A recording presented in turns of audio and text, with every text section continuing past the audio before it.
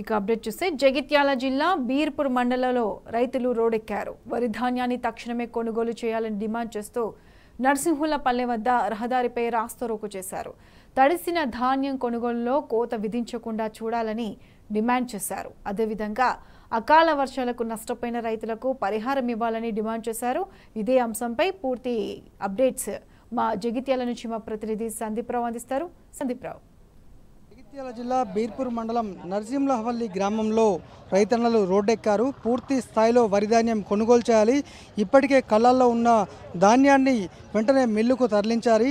అలాగే నష్టపోయిన వర్షం కారణంగా నష్టపోయిన పంటలకు పరిహారాన్ని కూడా తక్షణమే చెల్లించాలి. అలాగే క్వింటాలకు 500 రూపాయల బోనస్ అన్ని పంటలకు చెల్లించాలని డిమాండ్ చేస్తున్నారు. పూర్తిగా చూడొచ్చు, ఈ నర్సింహులపల్లి గ్రామంలో పూర్తిగా కూడా ట్రాఫిక్ జామ్ అయింది. దాదాపు గంట పాటుగా రహదారిపై బైఠాయించి వీరంతా కూడా నిరసన వ్యక్తం చేస్తున్నారు. ఖచ్చితంగా కాంగ్రెస్ సర్కారు పూర్తి స్థాయిలో ధాన్యాన్ని కొనుగోలు చేయాల్సిందే, కొనుగోలు చేయని పక్షంలో మళ్ళీ రోడ్డెక్కుతామని చెప్తున్నారు. మరి చాలామంది రైతులు కూడా ఉన్నారు ఇక్కడ. నర్సింహులపల్లె బీర్పూర్ మండలానికి సంబంధించి అనేక మంది కూడా నిరసన వ్యక్తం చేస్తున్నారు. తడిచిన ధాన్యానికి పరిహారం ఇవ్వాలి, తక్షణమే వరి ధాన్యం కొనుగోలు చేయాలి, అలాగే కొనుగోలు చేసిన ధాన్యంలో కోత విధించకుండా చూడాలి, అన్ని రకాల పంటలకు 500 బోనస్ ఇవ్వాలి అనేటువంటిది వీళ్ళ ప్రధానమైనటువంటి డిమాండ్. ఇప్పటికే బీఆర్ఎస్ సర్కారు 500 బోనస్ కేవలము సన్న వడ్లకే కాదు అన్ని రకాల వడ్లకి ఇవ్వాలని డిమాండ్ చేసింది. మరి చాలామంది రైతులతో మాట్లాడే ప్రయత్నం చేద్దాం, ఒక్కొక్కరిగా మాట్లాడిద్దాం. ఏంటి మరి ఏంది ఇవాళ రోడ్డెక్కిర్రు ఎందుకు? ఈరోజు ఈ దుర్మార్గ కాంగ్రెస్ ప్రభుత్వం చేస్తున్న పనులకు అదే ఇప్పుడున్న ముఖ్యమంత్రి వర్యులు మొదలే ఆయన ముఖ్యమంత్రి కాకముందే 500 బోనస్ ఇస్తాను చెప్పిండు. ఏ పంటకైనా ఏ వడ్లకైనా ఇస్తాడు. ఇప్పుడేమో ఒక సన్న వడ్లకే ఇస్తా దొడ్డట్లకి ఇయ్యని అంటుండు. కాబట్టి రైతులము ఇబ్బంది పడుతున్నాం. ఈ పండిన వడ్లు కూడా సరిగ్గా పోతలేవు. 2-3 రోజులకు ఒక లారీ వస్తుంది.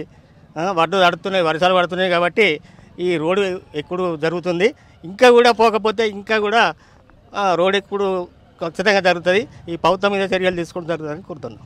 అయితే మరి కోత బాగా విధిస్తున్నారని చెప్తున్నారు. ఏంటి ఇప్పుడు నష్టపరిహారం వచ్చిందా? పంటలు ఎండిపోతున్నాయి, ఎట్లా ఉంది మరి? నష్టపరిహారం రావడం లేదు. 42 కిలోలు జోగుతున్నారు. అప్పుడు వడ్ల సెంటర్లు స్టార్ట్ అయ్యి దాదాపుగా ఏం లేకుండా ఒక నెల 15 రోజులు అవుతుంది. ఇప్పటికీ వడ్లను కొనుగోలు చేయడం లేదు. ఆ కొనుగోలు చేసిన ధాన్యాన్ని తరలించడం లేదు. లారీలు సెంటర్లకు రావడం లేదు.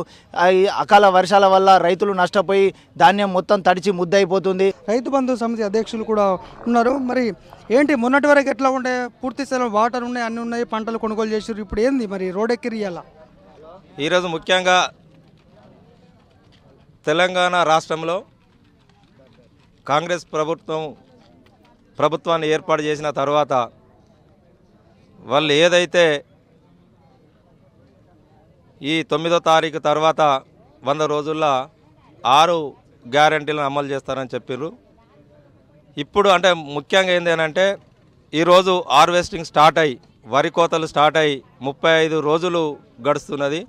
ఈ రోజు వరకు ఇలా మా మండలం మా గ్రామమే కాకుండా యావత్ తెలంగాణ రాష్ట్రంలో రైతులు పండించిన ఆరుగాలం వ్యవసాయం చేసి పండించిన పంటను రైతులు ఏదైతే కళ్ళాలలో పోస్తే వాళ్ళు ఇలా తప్ప తాలు అని ఏదైతే రైస్ మిల్లర్స్ కొర్రి పెడుతున్నారు.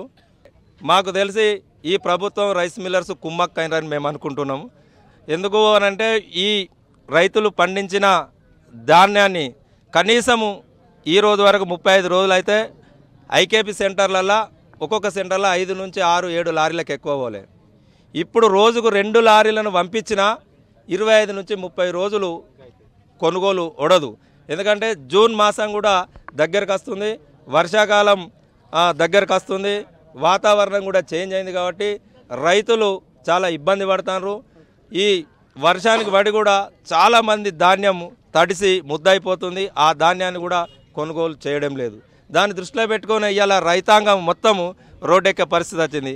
నెక్స్ట్ ఏంటంటే ఈ 2 లక్షల రుణమాఫీ అని చాలా నుంచి వాళ్ళు మళ్ళీ ఏదైతే ఆగస్టు 9 తారీఖు అంటారో అది కాదు, ఈ పంట నుంచే ఏముంది.